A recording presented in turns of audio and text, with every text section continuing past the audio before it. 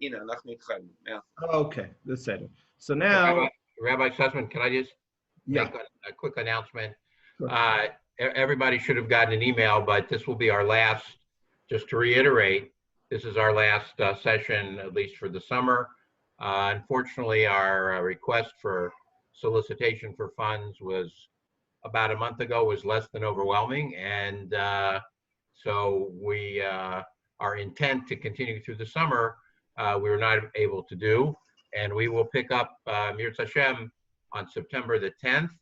And I don't know, the way it's looking now, it'll probably be Zoom. I'm not, but we'll see if we can get back in person or not. But to be honest, it's not looking that way. But we'll see what happens in September.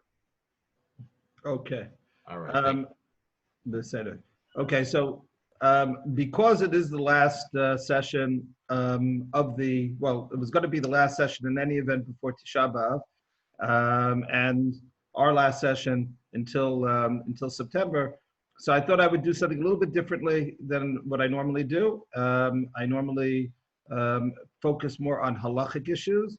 In fact, the title for the course is Parshut HaShavua.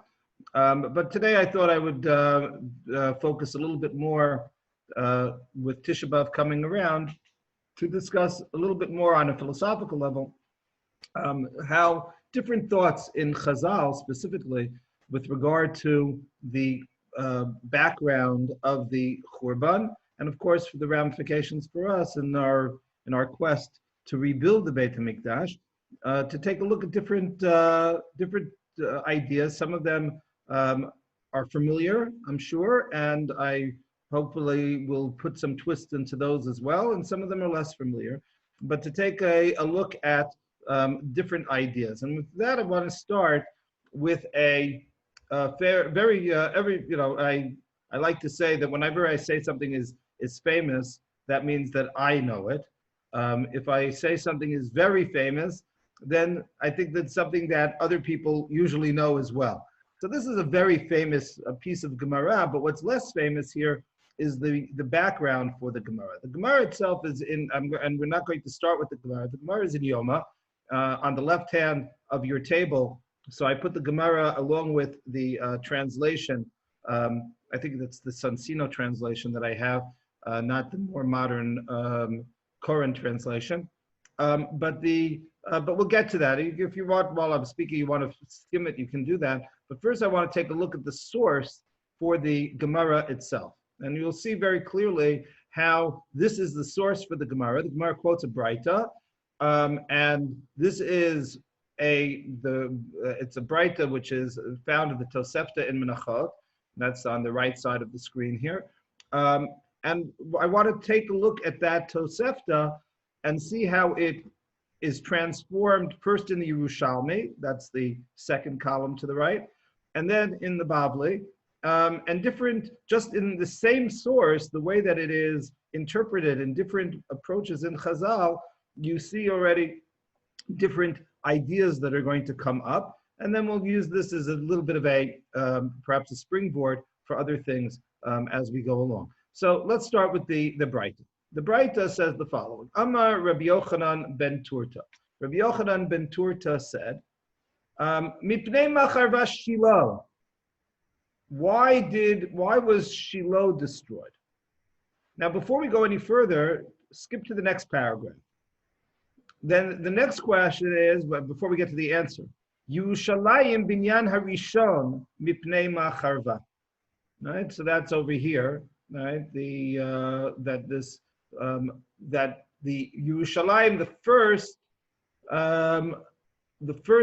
Beit HaMikdash, the first binyan, why was that destroyed?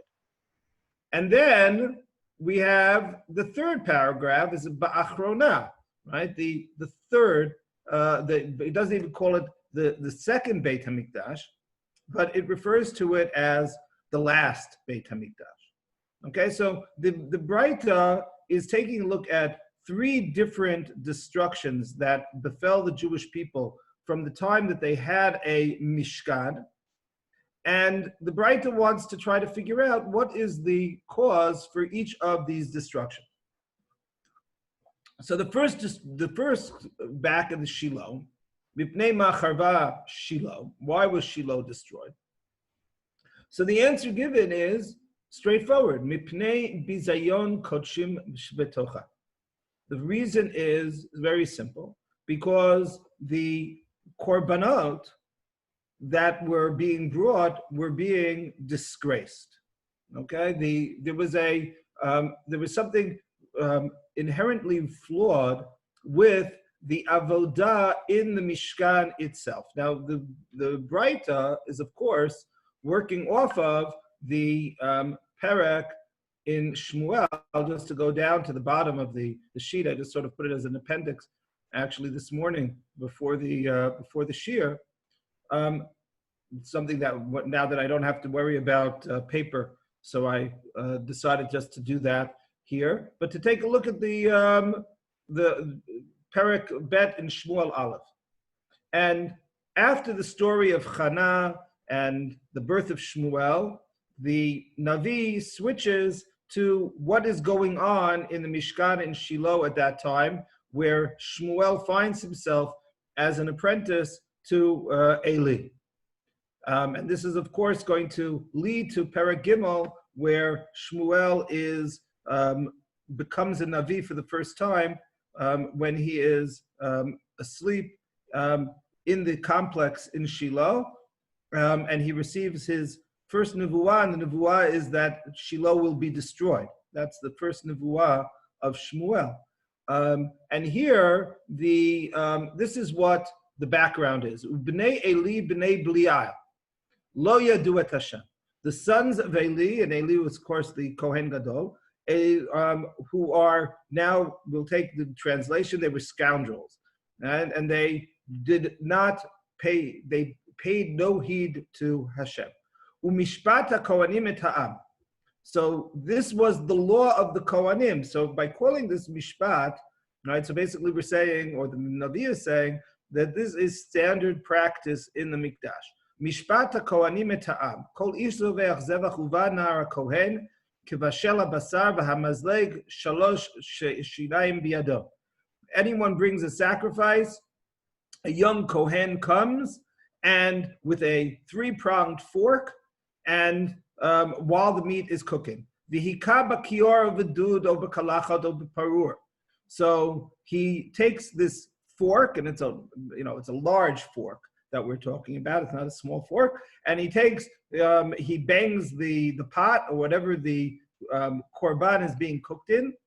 Kol asher yaleh mazle yikach kohen bo. Kacha yasu l'chol Yisrael aba'im sham b'Shilo. So basically there's the Kohen goes from family to family and taking whatever meat that the Kohen wants. Gam b'terem yikterun et hachelev.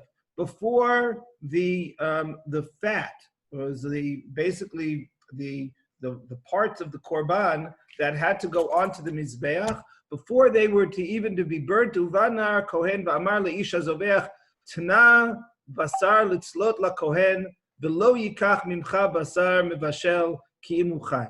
Right. So basically the kohanim were abusing their power, taking the korban, or taking their share of the korban, or beyond their share of the korban, I should say, before it had even made it to the mizbeach. And then vayomer this is so this is part and parcel of it. People complain, that's pasuk Tet Zayin, but they would take it nevertheless by force. Pasuk Yud Zayin, vatihi chatat ha'na'orim gdola ma'od et pnei Hashem ki ni'atzu ha'anashim et minchat Hashem. So the Navi says is a very great sin, for they have basically are mechalel the korbanot. In other words, they're taking the korbanot. So on one level, they're taking their share before God gets his share, as it were. But they are perhaps even more importantly, and this is, or at least as importantly, they're corrupting the entire process. In other words, this is now, that's I think the purpose of Pasuk Tet Zayin, to be brought here, where they take it by force. In other words, the idea is that they are cheapening the entire avodah in the eyes of the people. And this is exactly what the Pasuk Chabet, I skip a few psukim because it deals more with Shmuel than with this. Ve'eli zaken ma'od, v'shama kol asher ya'asun banav l'chol Yisrael, ve'et asher yishkavun et hanashim tzoval petach oel moed. So Eli was very old, and meaning that he basically had lost control, but he heard nevertheless what his sons were doing, and not only were they violating, if you will, the sanctity of the korbanot, but they were yishkavun et anashim atzovot petach oel moed.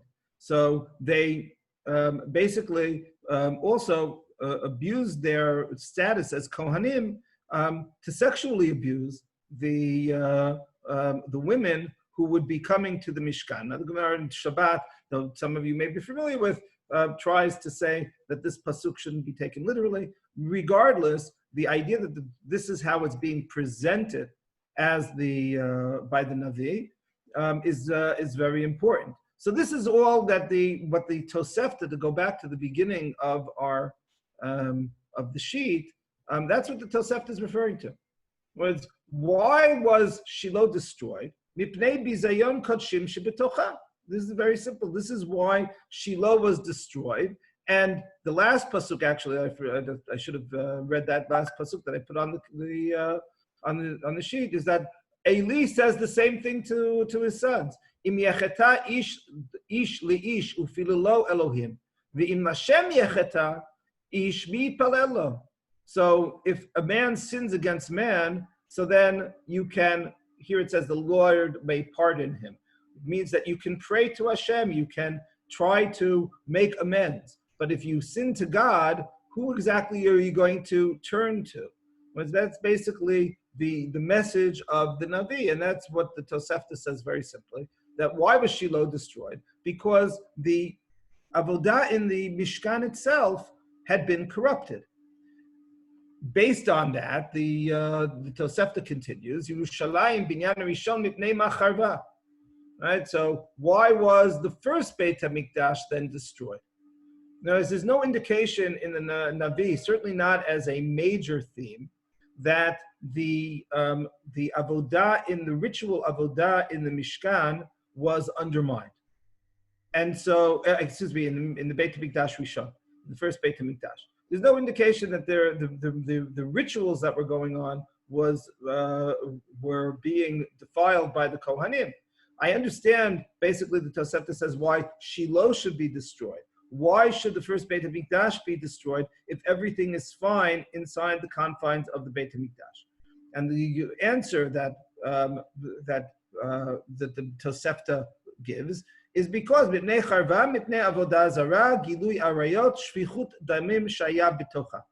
Why? Because of avodah zara, gilui arayot, and and murder that was there. Now, just to give you a sense of this,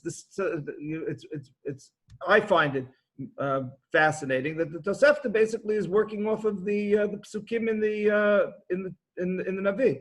If you go down here now to the end of the sheet, to the appendix here of a perek that I took from Yirmiyahu.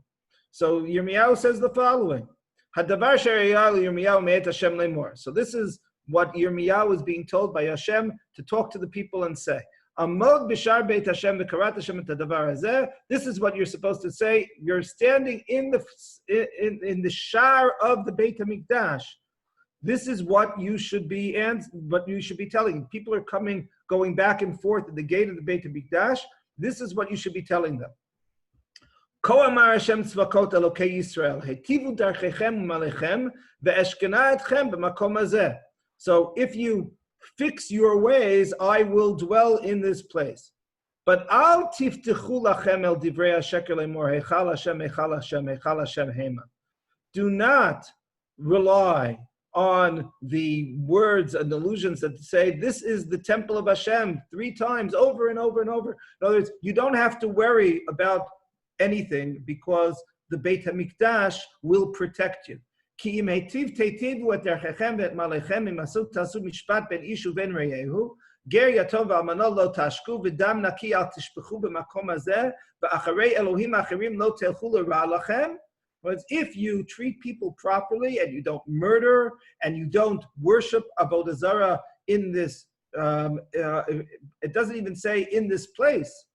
In other words, it sounds as though the inequities when it comes to Ben Adam L'Chaveiro are being perhaps committed inside the confines of the Beit HaMikdash, but the Avodah Zarah is not necessarily in the Beit HaMikdash, it's outside the Beit HaMikdash. We're familiar with the geography, the topography. So if you talk about the site for Molech worship, so that was in Gei Ben Hinnom, where the Cinematheque is today. Right? So there are those who want to compare the Cinematheque to Gei Ben Hinnom, to Avodat Molech. But that's another discussion. But the point though is that that's outside the confines. It's very close to the Beit HaMikdash. Right? As you're walking, it's a 5-minute walk, 10-minute walk from Har Habayit to where Molech is being worshipped and children are being slaughtered for the Molech. But they're not necessarily in the same confines. And what Yirmiyahu was saying, which for us might be obvious, but that's because we've been brought up on these ideas, but it wasn't obvious at all to the people who are living then, is that the Beit HaMikdash will not protect you if you are doing the wrong things outside of the Beit HaMikdash. And the Navi, after saying that if you bend your way, shikanti etchem b'makom hazeh ba'aretz, I will then dwell, because you are, here you have the, take a look at this last pasuk. Hinei atem butchim lachem al divrei sheker levilti ho'il. Right? You are relying on these illusions which are of no avail. Haganov, ratzoach, v'na'of. You steal, you murder, you commit adultery. Here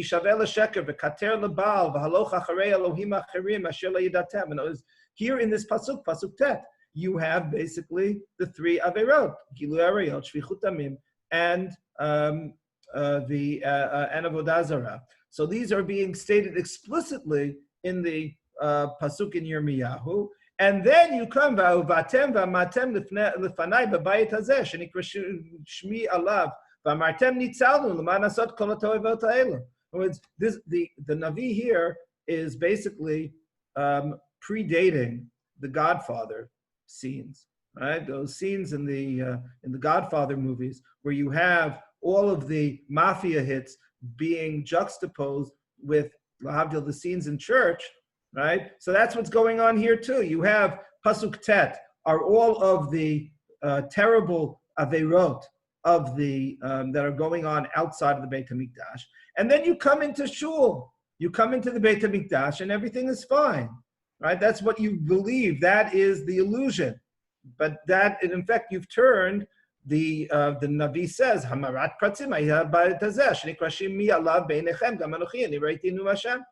You have turned my Beit HaMikdash into a den of thieves, not because anything is happening inside the Beit HaMikdash.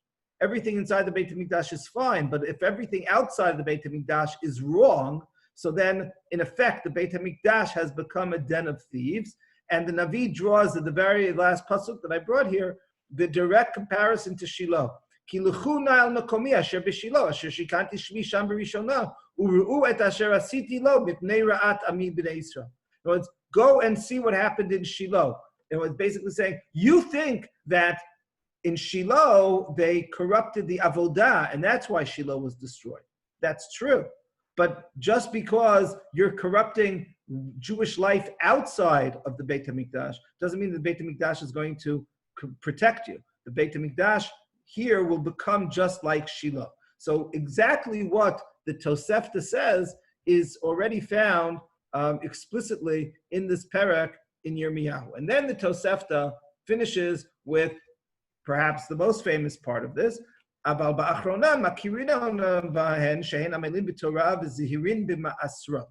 So now we have the last. So we are, in other words, basically there is a progression in each of the eras that we're speaking about, first in Shiloh, then Bayit Rishon, then Bayit Sheni. So each subsequent period cleans up the act of the previous. Was in the Bayit Rishon, they got it wrong in Shiloh because they corrupted the avodah and they made it into something which was a mockery in the eyes of the people. Think of again, lahavdil, let's say the Protestant Reformation. So it takes the idea of the Beit of the Mishkan and turns it into something which is abhorrent in the eyes of Am Yisrael. So that's why there's no place for it anymore. It's destroyed. We fixed that in Bayit Rishon. Now people look at Bayit Rishon as the place to come for avodah. They bifurcate. And that is also not the correct approach, and that's why Bayit Rishon is destroyed. So now we come to Bayit Sheni. And Bayit Sheni, we fix the problem of Bayit Rishon. Makirin anu behen. The Tosefta, writing this now about 150 or so years after the Churban. So the Tosefta says, we know these people. These are our great-great-great-grandparents, right? And perhaps the Tosefta is an oral tradition from immediately after the Churban. We know the type of people who lived here. They were amelin b'Torah, zihirin b'ma'asrot. They were scrupulous about learning Torah. They gave ma'asrot. Perhaps that's saying in terms of tzedakah. We're going to see how this is transformed a little bit in subsequent versions. Mipnei magalu. Why did the exile strike then? If everything is fine outside of the Beit HaMikdash, why should there have been a churban? Mipnei she'ohavin et hamamon v'son'in ish et reyehu. So the reason is, and here we have, note the term is the term here of sinat chinam has not yet been introduced, but we have because a definition of it, which is they loved money and they hated each other. L'lamdecha shekashes sinat ish et reyehu lifnei hamakom v'shakla katuv keneged avodah zarah v'gilui arayot v'shvichut damim. So to teach you that God despises sinat chinam, and this is why and it's compared to avodah zarah gilui arayot shvichut damim. So as I said, this is a very famous idea. We'll see how the more famous piece in the Gemara in Yoma in a minute. But you see in its core the way that the idea that the Tosefta wanted to get across is that you have this kind of progression, I guess you could call it, where you are correcting certain averot, and you think that by correcting them that everything is fine, and the answer is that everything is not fine. Okay, that is the idea. Now you have sinat chinam, and sinat chinam, the punchline is that sinat chinam is as bad or has as much destructive power as the other averot. Now, just to take a quick look at how this develops, right? So you have going across we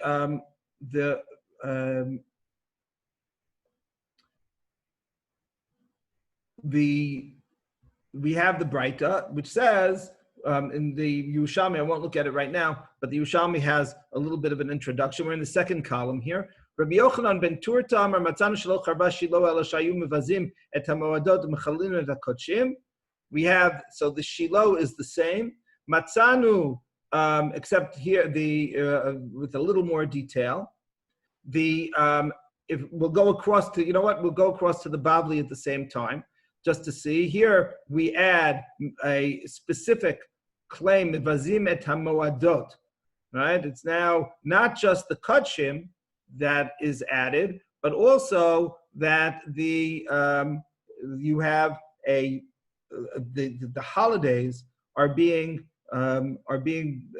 undermined, that they are being corrupted, levazot et hamoadim, and the reason is because this is the idea. The people who are coming, they came on specific times. So their, if you will, their religious experience is being destroyed by the Kohanim.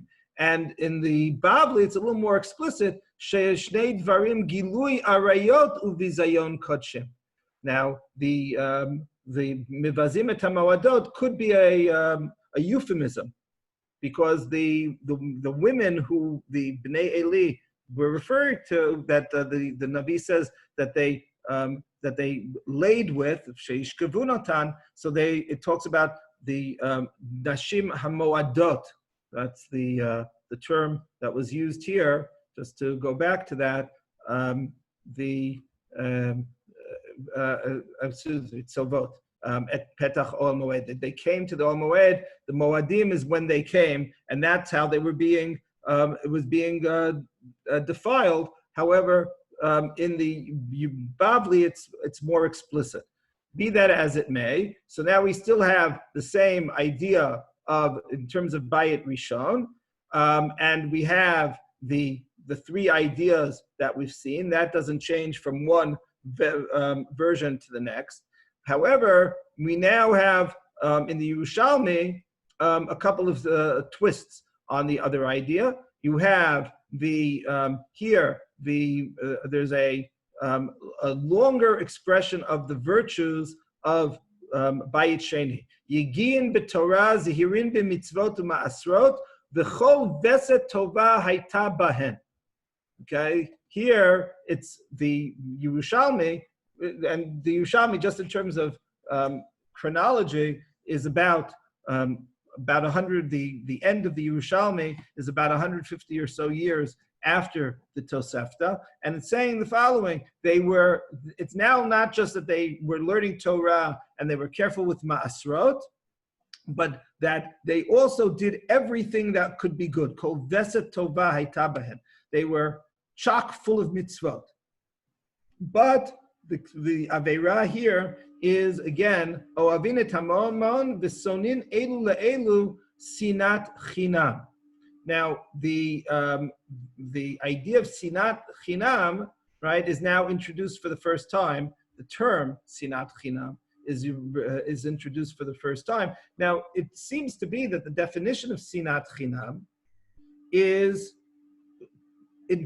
and this is an important question. What does sinat chinam mean? I mean, if you're muted, if you unmute yourselves, how would you define sinat chinam? You've all heard the term, right? What does sinat chinam mean?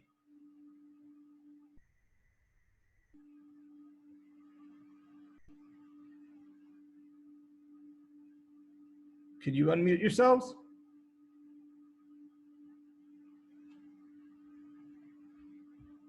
No possibility of unmuting. Okay, so then I guess I'm not the host, so I can't unmute you. Okay, so I'll have to say, generally speaking, I don't know. People give different definitions. If the one second of sinat chinam. So we're going to take a look at it here. What the idea of sinat chinam seems to be the following, just in the context, is that people love money because you're getting something out of it. Sinat chinam is in opposition to ahavat mamon, where the hatred that you have for people is in order to further your financial gain. That's the right. We say, hey, someone Norm put in hatred without a cause. What does that mean, hatred without a cause? When was the last time you hated someone without a cause? Right? You just walk over to a person on the side of the street and punch them in the face for no reason, right? We don't do that. That doesn't jive with the idea of kol veset tova hayta bahen. The idea of sinat chinam, at least as it's being presented here, seems to be that, okay, so Stephen says that it's more than is necessary, whatever that, exactly how much is necessary. The idea that is here again is that it's straightforward. I have a motive. I love my money. I want to gain money, and I will stop people who are standing in my way. That's the sinat chinam, because there you're doing it without it's as opposed to the money. Then the Yerushalmi finishes by having said that with something which didn't appear in the Tosefta, and that is Reb Zera, Reb Yaakov bar Acha, Reb Avuna, Havin Yatvin Amrin biyoter sheberishon nivneh uvesheni lo nivneh. In other words, until now the Tosefta, remember the Tosefta was being written after a time where, roughly speaking, it was a little bit after the Bar Kokhba rebellion, and as I said, perhaps the original Rabbi Yochanan ben Turta is I should have said this at the outside. Rabbi Yochanan ben Turta is a person who is a contemporary of Rabbi Akiva, and as a contemporary of Rabbi Akiva, it means that he himself may have witnessed the destruction of the Beit HaMikdash. And if he didn't, he's one generation afterwards. And he is he lives during the time of Bar Kokhba, which is approximately 70 years, a little bit less, 65 years, but approximately 70 years after the destruction of the second Beit HaMikdash. So Rabbi Yochanan ben Turta, when he originally made the statement, was looking back and saying, basically, okay, perhaps we are at the cusp of a new binyan.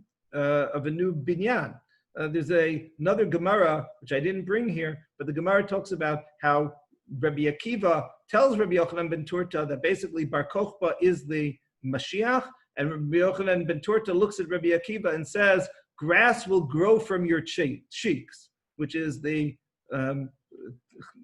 Chazal equivalent of saying you're going to be pushing up the daisies, and the Mashiach will still not have arrived. Adayin ein ben David ba. But basically, Rabbi Yochanan ben Turta can't say yet that the second galut is worse than the first.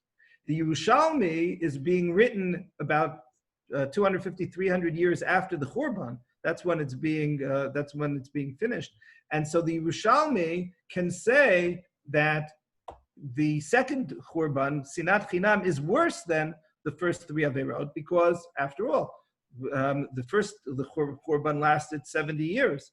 The second Churban is now going on 200, 300 years. Right? It doesn't have to reach the 2,000 years that we're familiar with, but just the 200, 300 years. So you see Sinat Chinam is worse than the idea. However, the basic idea of Sinat Chinam as the definition, that hasn't changed from the Tosefta. However, if you take a look at the Yerusha, the Bavli, right? The Bavli is a little bit later, and we're now switched to Bavel, right? So we're no longer in Eretz Yisrael. It's a different perspective.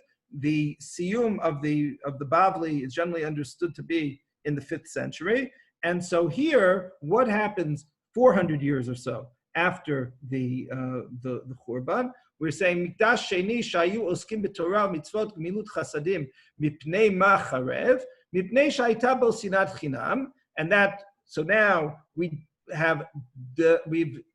taken out this Ohavin et Hamamon, the Sonin Elu et Elu, right? That is no longer found in the Bavli. Here it's just Sinat Chinam as Sinat Chinam. Period. Right? It's understood. Okay. But now the Gemara asks something which is new. Uve Mikdash Rishon lo have be Sinat Chinam. What, there wasn't Sinat Chinam in the first Beit HaMikdash? So this is something which is totally new in the Bavli, which didn't exist, this question. And what does the Bavli say? V'aktiv migurei el charev hayu et ami lachen safek al yarech. So cry out and wail, Son of Man, for it will come against my people, against all the princes of Israel, and assemblage of swords came against my people. Therefore clap hands against thigh. So this is the pasuk which is understood to be the definition of Sinat Chinam. The Bavli gives us a definition of Sinat Chinam. What is the Bavli's definition? Amar Reb Elazar, Elu b'nei Adam she'ochlin v'shotin ze in ze v'dokrin ze et ze b'charavot shel b'shona. whoops, sorry about that. What is that? The diplomacy. If there's no better term, right? If I had to sum up Rebbe Lezer in one word, it's diplomacy. What is it? Refers to people who socialize together and stab one another with their razor-sharp tongues. In other words, basically, someone once referred this to me as, called this, not referring to this Gemara, but talked to me about, he was talking about a specific city in the Midwest. I'll leave that city untouched right now. I'll just simply say Midwest nice, right? If you go over to people and they say if the Brits in the crowd will tell me if I'm wrong. Please put it on the chat.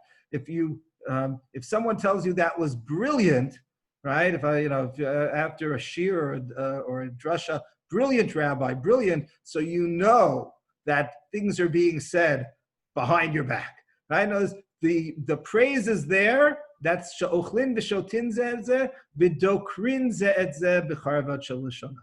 But they are skewering each other with their razor-sharp tongues. That's the definition of sinat chinam. And the Gemara says, one second, we know that this existed in the time of Bayit Rishon too. So why are you telling me that sinat chinam wasn't a feature of Bayit Rishon life? And yet Bayit Rishon, they already did have the Geula. They had the rebuilding of the Beit HaMikdash. So why don't we have the rebuilding of the Beit HaMikdash? So the Gemara's answer is a very interesting one. Hayhi b'nisiyei Yisrael havai. Dichtiv za'ak v'ilel ben adam ki hayta be'ami v'tanya za'ak v'ilel ben adam yachol lekol Talmud lomar hi b'chol nisiyei Yisrael. Since who were the people who were involved in what the Bavli is defining as sinat chinam, Nisiyei Yisrael. In other words, as long as it was in the aristocracy, as long as it was in the elite, so that wasn't a systemic problem, the Gemara is saying, that would have caused the Churban. What caused the Churban was the fact that the entire people, the entirety of Am Yisrael, were engaged in the Gilui Arayot, Shvichut Damim, and Avodah Zarah. But as long as it was just the Sinat Chinam is limited to the aristocracy, so that wouldn't have destroyed the Beit HaMikdash. The ruling class would not have destroyed the Beit HaMikdash. But the fact that other Aveirot had seeped into the Am, that did. Whereas in Bayit Sheni, and by extension today, the Gemara is saying, because after all, the Beit HaMikdash hasn't been rebuilt. So the reason why we are still suffering is because this idea of sinat chinam, and again, the Gemara gives a very nice definition for what sinat chinam is. Sinat chinam doesn't mean without rationale. What it means is without context. In other words, without it becomes something which is so widespread and deeply entrenched in people's behavior, they don't even notice it anymore. That the people that you are dining with, meaning that these are your friends, that you are going to besmirch them behind their backs. You're going to work against their interests behind their backs. That's what sinat chinam is. In other words, that's basically the idea that there's a basic distrust in society that has permeated into every level of society. That's the definition of sinat chinam that the Bavli is given. I'll just before I want to jump to another Gemara, which many of you are familiar with, and just 1 minute. But before I do that, I want to take a look at just an idea that the Ramban says with regard to, I'm not even going to talk about the Ramban because of time constraints. I wanted to look at the Kamsa Bar Kamsa Gemara in a little bit in depth, but I just want to take a look at at source number 5 here, the Ha'amek Davar. This is the Netziv.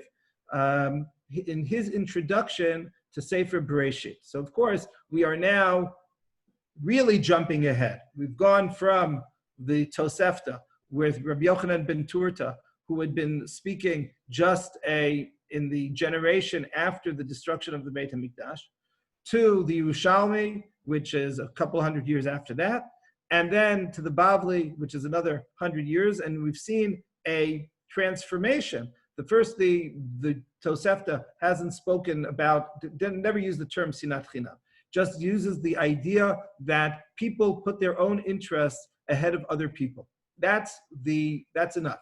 Ohavin et hamamon v'sonin et chaverim. That's the idea. Okay, the Yerushalmi calls that sinat chinam. That's the definition of where sinat chinam becomes, and to the best of my knowledge, the first place where the term sinat chinam is being used is in that Yerushalmi. And the third place, you have 100 years later, you have a new definition. It's not clear exactly why to me at least, I'm not sure why the Bavli switched and didn't accept the original definition of Rabbi Yochanan ben Turta, and to say that they're people working against each other's interests. Perhaps they felt that the term sinat chinam didn't accomplish that enough. And the Gemara, is basically, they took this idea sinat chinam and they said it can't mean ohavin et hamamon v'sonin et chavero. That's garden variety. When people are working for their own interests, it has to be something more insidious. And the idea here is that people who are your friends, that you're sharing your meals with, that you are stabbing them in the back.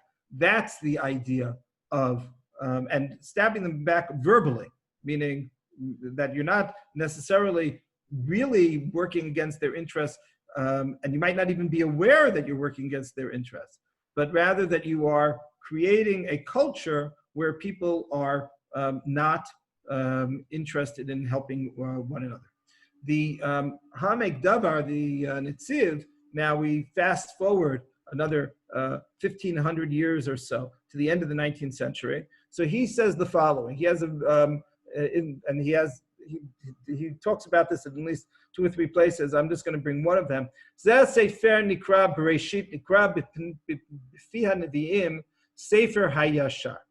This Sefer, which which we call Sefer Bereshit, so he says in the Nevi'im, refer to this as the book of the upright.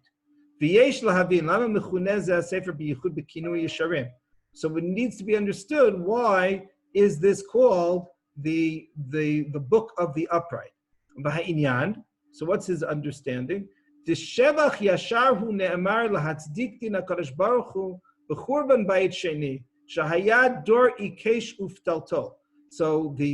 this is being used to explain the Churban, or sort of to be a counterpoint to the generation of the destruction of the second Beit HaMikdash, which was a twisted and meandering generation. Pirashnu shahayut tzadikim v'chasidim amlei Torah. So the people in Tam Beit Sheni were tzadikim, they were righteous, they were generous people, they were engaged in Torah, ach lo hayisharim b'halichat olamim, but they were not upright in the way that they worked. What does that mean? Al kem mipnei sinat chinam shebilabam ze et ze chashtu et mi shira'u shenoheg shelo kedatam b'iyirat Hashem shehu tzduki v'apikoros. This is a really incredible definition of what the sinat chinam is. Basically, what the Netziv says, and I don't know if necessarily Chazal would agree with him on this, but this is but it's actually taking the idea of Chazal and putting it onto steroids. The thing that, what does it mean? It means that if people who did not, sinat chinam refers to people who were, if you didn't agree with me, whereas if I had a different view of what Avodat Hashem should be. So I called you a stuki. I called you an apikoros. I labeled you, right? That's the idea of sinat chinam, labeling of other people and saying, and factionalism. That's the definition of sinat chinam. Ubau al yedei zeh shvichut damim. That eventually led to, and we're going to see that hopefully in just in a minute, just an example of it, that leads to murder. ולכל רעות שבעולם עד שחרב את הבית. ועל זה צידוק הדין שהקדוש ברוך הוא ישר הוא, ואין סובל צדיקים כאלו. Really, such a powerful statement. God is yashar. God is the opposite of dor ikesh uftaltol. We talk about the being this is a term that the Torah uses in Parshat Hazinu, this crooked generation. But God is yashar. But God is straightforward, and he cannot tolerate tzaddikim, so-called tzaddikim, right, of this type. That just, you put it into quotation marks. God doesn't, people who are tzaddikim, they do everything that they can, but they hate other people who don't toe their particular party line. That's the definition of sinat chinam. And now, why then is Sefer Bereshit called Sefer Yesharim? V'zeh shevach ha'avot, shemilvad shayu tzadikim v'chasidim v'ohavei Hashem ba'ofen hayoter. So even though the avot were, of course, great tzadikim, that's not a question, but that's not what made them the avot. Od hayu yesharim, they were straightforward. Hainu shehitnagu im aumot ha'olam afilu ovdei elim mechuarim mikol makom hayu imam ba'ahava b'chashuv v'tovatam. Right? That what is Yesharim? They would think about it. Who is Abraham having to deal with? Who does Yitzchak and Yaakov have to deal with? You see it time and time again in the stories in Bereshit. But they treat the people who are standing against them, and some of them are beneath contempt. But nevertheless, they treat them with kavod. They treat them, even to use the term of the Nitziv, be'ahava. But they had serious ideological differences with these people, but nevertheless, they still treated them with respect. Even in Abraham at the if you think of when Abraham speaks to Melech Sodom, so he even though it's clear that he's telling the king of Sodom that I do not accept any of your values. I won't even take any of the booty. I won't take even a shoelace from you. But nevertheless, he still saved Sodom. He still prayed for Sodom. He still speaks to Melech Sodom. You can be very clear as to what your lines are, and at the same time be respectful to even to your opponents. So that's the difference between Sefer Yesharim of Sefer Bereshit and the Dor Ikeshuv Taltol of the Churban Bayit Sheni. So that is that's with regard to Sinat Chinam. Now I want to take a step back and look at another Gemara. And the other Gemara is a Gemara that many of you are familiar with, the story of Kamsa Bar Kamsa. Before we take a look at the version that appears in the Bavli, now here, the way the translation, I put the two versions one next to the other. We have two versions of this Kamsa Bar Kamsa story. One is the more famous one in the Gemara in Gittin. The other one is in Eicha Rabbah, Eicha Rabbah being the Medrash on Eicha. It is, according to most scholars, Eicha Rabbah was written, or compiled, might be the better word, compiled around the same time that the Bavli was being compiled in Bavel, but Eicha Rabbah was being compiled in Eretz Yisrael. And you have the following story. Ma'aseh, I'm going to take a look. I put a translation for those people who want to follow in the translation. The translation follows here. but you can't go down because it's a share screen. Okay, so I'm going to have to go back and forth. Okay. Ma'aseh shaya ba'adam echad b'Yerushalayim. So this is, I'm reading on the left side of the screen, the story of there was a man in Yerushalayim, she'asa su'uda, he made a feast. Amar leben beito, lech v'havei li bar kamtza rachme.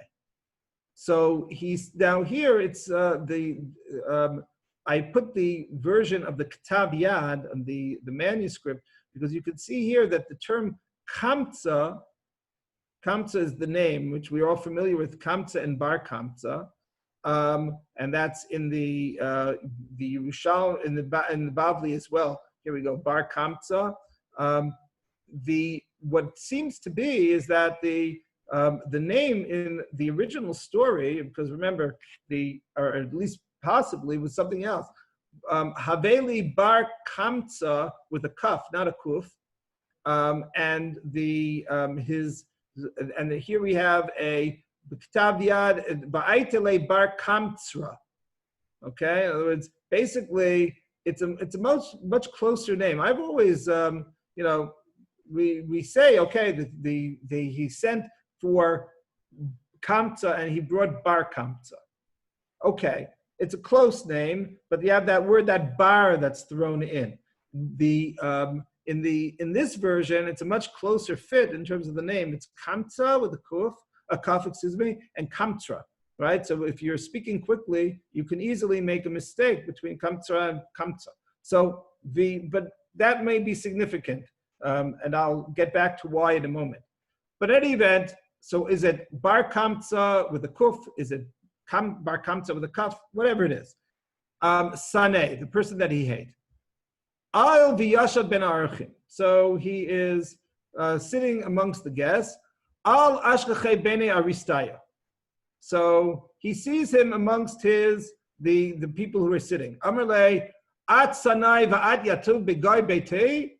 You are the person that I hate, and you're sitting in my house.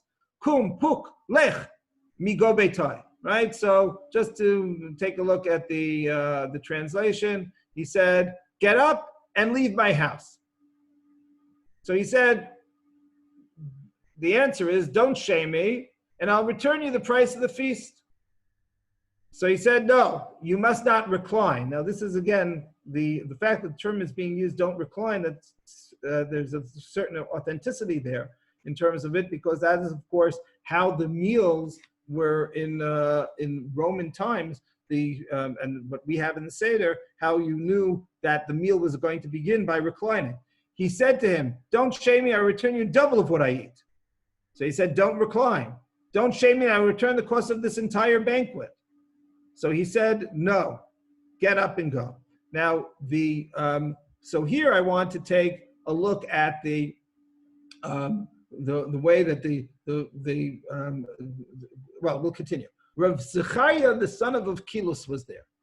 So Rabbi Zechariah, Rav Zechariah ben Avkilus, and this is a name that's going to appear again and again. He was a person who was attending at this meal. Rabbi Zechariah ben Avkilus could have objected, but he did not object. And then the person who was insulted, this Bar Kamtza will call him, Miyad nafikle avar benafshe ilin misavayin yatfin b'shalvutan ana echul kartzahon. So his response was that the people who are reclining and feasting extravagantly, I'm going to go press charges against them, but it sounds more, a better translation might be that they've been, they're eating comfortably. I'm going to have them eat things that are not as pleasant. What did he do? So he goes, and just to give a sense of it, he goes to the local authorities. He went to the magistrate. That's the term that's used here. The magistrate in here it is he talks to the Shilton, right? He goes to the local Roman authorities, and he says that the korbanot that you send to the Beit HaMikdash, the Jews don't bring. It's basically what is being what's being described here is that you have the Beit HaMikdash. There were, as we know, pagan temples around as well. But the local authorities, the Roman authorities, would send sacrifices to the Beit HaMikdash on a regular basis. And this Bar Kamsa says the Jews aren't sacrificing them. You should be aware that the Jews are not sacrificing them. And there is a back and forth how it's not believed. He says they're sacrificing other animals. He puts a blemish on the animal that's sent. It's not brought as a result. And the final the bottom line is Shalach v'amar l'malka hahu milta diyudai kamar kushta ka'amar miyad salak l'mikdashah v'echreva. So this idea that the Jews are saying is true. That basically that our korbanot are not being brought, and that's what led to the Churban of the Beit HaMikdash. So here, Hadad de Briata Amrin ben Kamtza ben Kamtza Charav Mikdasha, because of the story of the difference between Kamtza and Bar Kamtza, that's what destroyed the Beit HaMikdash. And the final line is Amar Biosi Anvato Sharav Zechariah ben Avkilu Sarfat Eichal. What was responsible for the destruction of the Beit HaMikdash?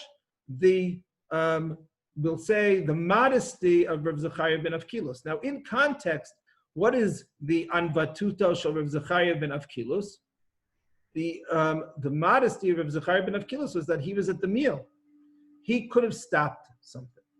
So basically, what this, if I take a look at this particular story, I get the following idea. I have a direct cause, and the direct cause is the fact that you have Jews who are bringing the Roman authorities, that's the Bar Kamsa, who are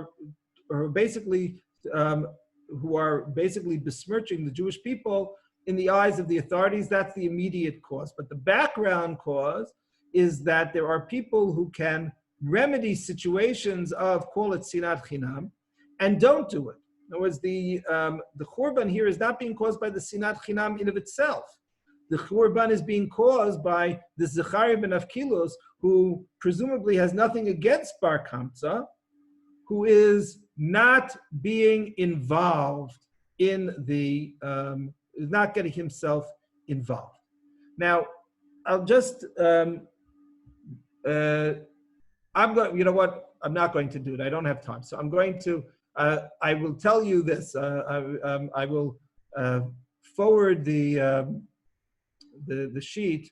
I'll try to forward it onto the, so that people can download it. If you take a look at the Josephus, okay, there's a little bit of a difference here. In Josephus, there is a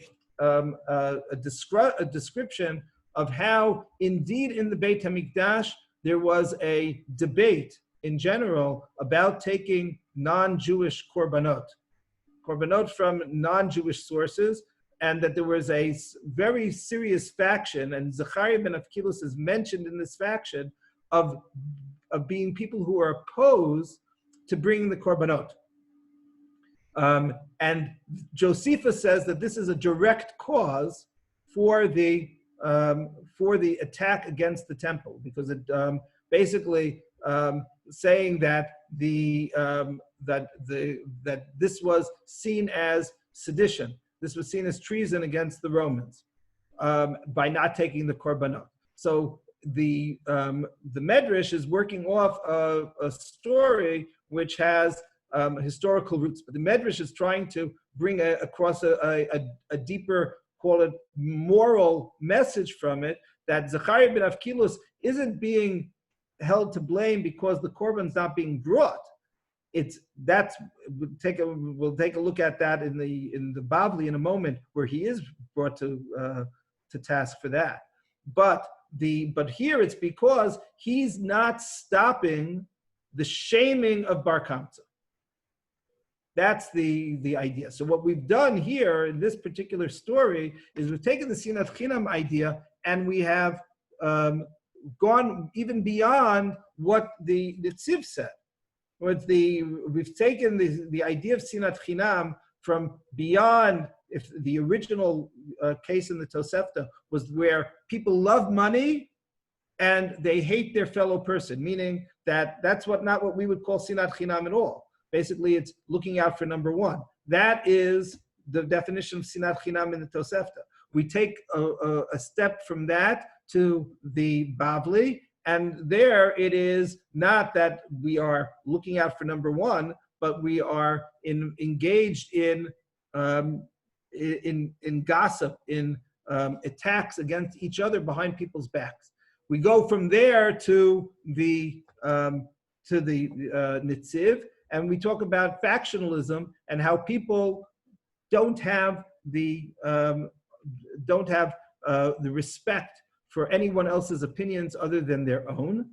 And now we have this idea that comes across from the story in Eicha Rabbah. We have to still take a look in the last 10 minutes at the story in the Bavli, but the story in Eicha Rabbah, where Bar Kamsa, where the person is, where we are bringing people to task for their not being willing to stop other people from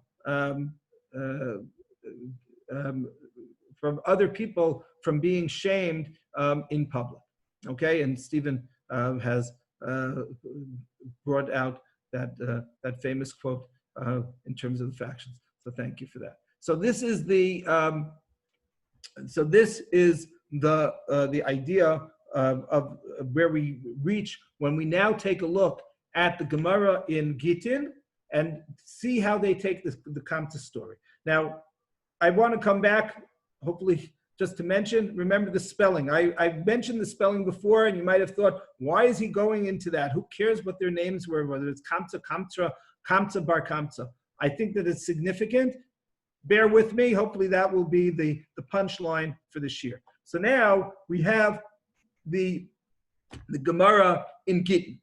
And the Gemara in Gittin says the following. There's a preface to the story. And this preface to the story is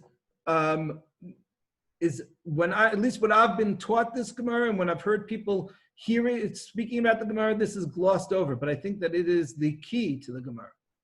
And here is the line. Amar Rabbi Yochanan.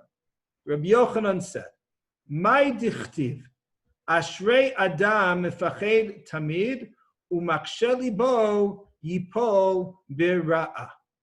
What does that mean? Right? There's a pasuk. The pasuk in Mishlei. The pasuk in Mishlei says, "Happy is the man who is constantly afraid, and the one who hardens his heart evil will befall him." And then, without explaining, the Gemara goes right into the Kamsa Bar Kamsa story, saying, along with two other stories, which we're not going to talk about, that a Kamsa ubar Kamsa charuv Yerushalayim. So the Yerushalayim was destroyed because of Kamsa Bar Kamsa. How so? Dahu gavra dirachme Kamsa ubal bevave Bar Kamsa. Right. So okay, the same story, except in terms of the invitation, there's a mix-up. Bar Kamsa is invited and not Kamsa. Again, some slight variations as to how much Bar Kamsa is willing to pay. Bottom line is he's thrown out. Okay? There's no mention of Zechariah ben Avkulos. That doesn't appear in the Bavli. But we have the following in the second paragraph. Nakte biyade v'ukme v'afke. So here, he's physically removed. The person takes him by the scruff of his neck and throws him out the door.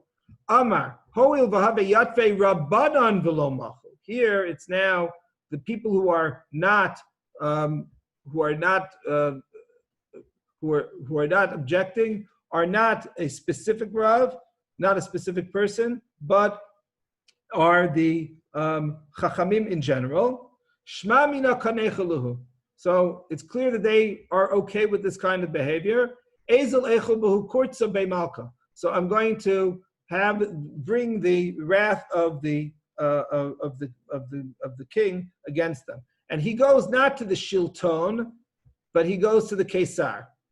And in this version, he goes all the way to Rome. And he says that the Jews are rebelling. Mardu bach Yehudai. The Jews are rebelling. And then the story that he sends a korban with a blemish, and the blemish is not something which is a significant blemish in Roman ritual law, but is a significant blemish in our eyes, and the Gemara doesn't. And now the Kohanim are in a bind. And what do they say? Savar Rabbanan lekruve mishlum shlom malchut. Right? The Chachamim want to bring it in order to basically say, no, we need to have peace. Right? This will cause trouble with the authorities. We will bring the korban. Amar Luhu, Rabbi Zechariah ben Avkilus, Yomru Balei Mumin Krivin Lagabe Mizbeach. So then, here comes Zechariah ben Avkilus, not as a person who was at the meal, but rather as a person who is in the Mikdash. Perhaps he's the Kohen. He's refusing to allow for this korban to be brought. That really strikes very strongly at what was going on. The Prushim, the leading Chachamim, were the ones who said we should bring these korbanot according to Josephus, whereas it was the Kanaim who said that they should not. And one of the leading Kanaim in a different passage in Josephus is indeed Zechariah, the son of Phalek or Uvkilus in Greek.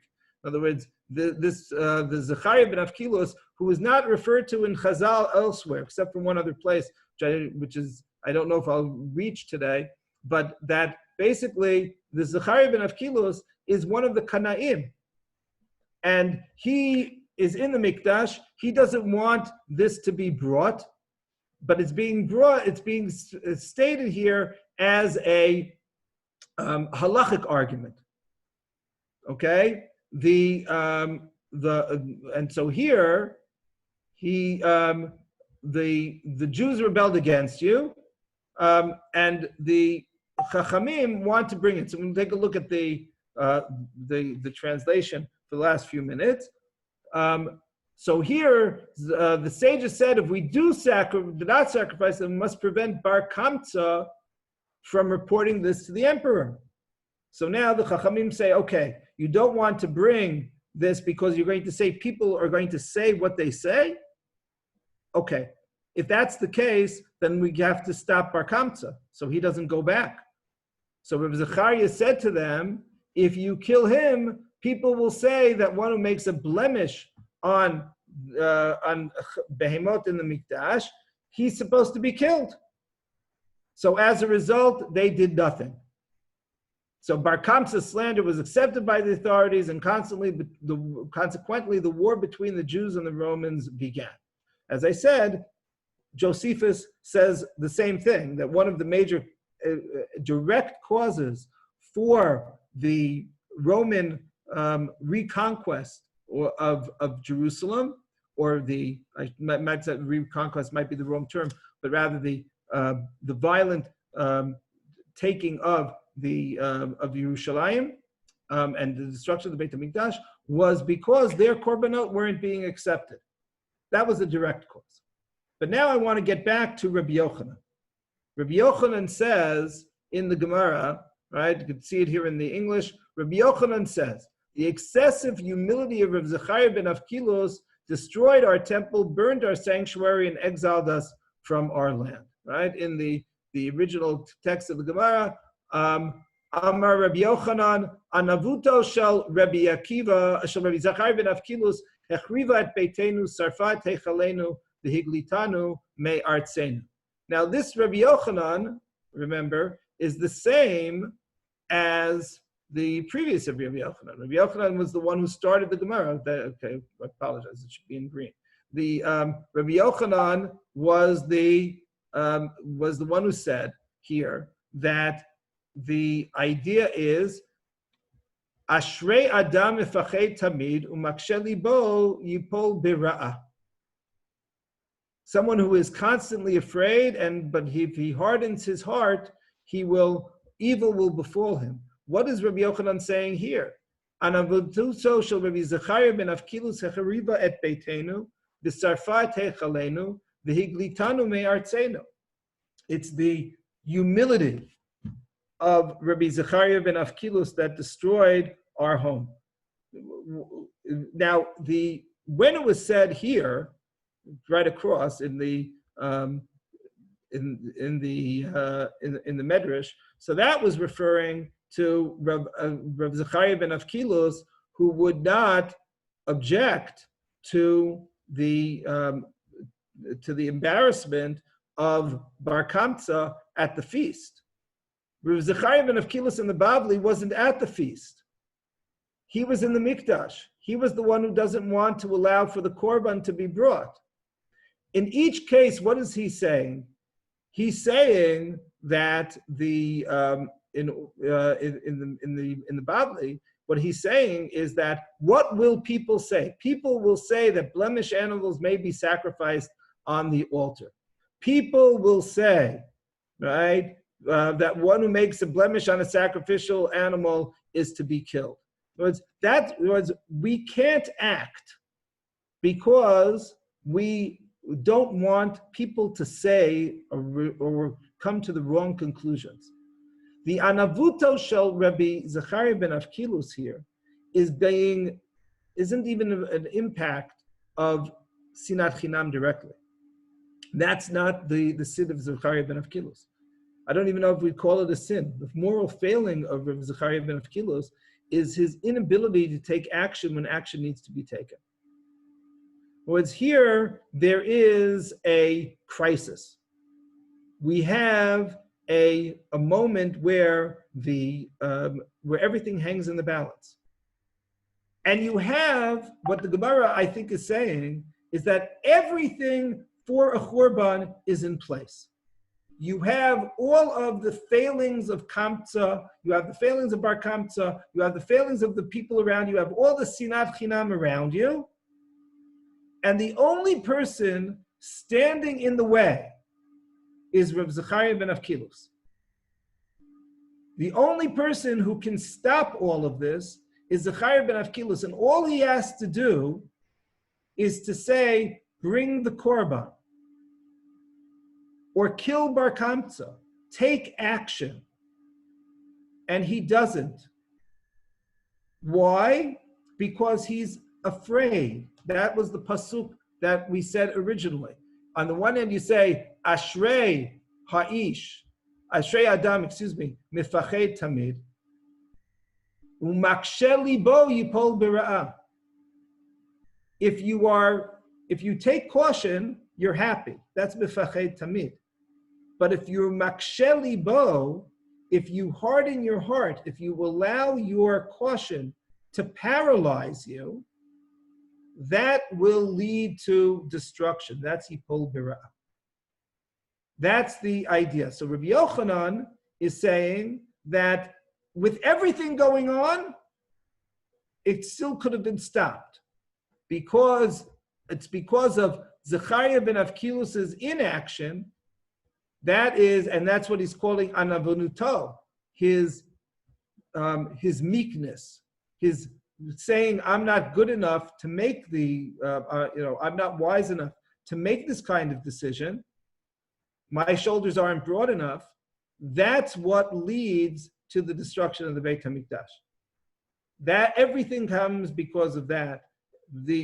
Or he could have prevented it all. It's interesting that the Gemara says no, or I shouldn't say the Gemara. Rabbi Eliezer, who is a Talmud of Rabbi Yochanan, he disagrees with his Rebbe. He says, "Bo ure'ei kama gedola kocha shel busha, shaharei siyah kadosh baruch hu et bar kamtza v'hichriv et beito v'sarav et hechala."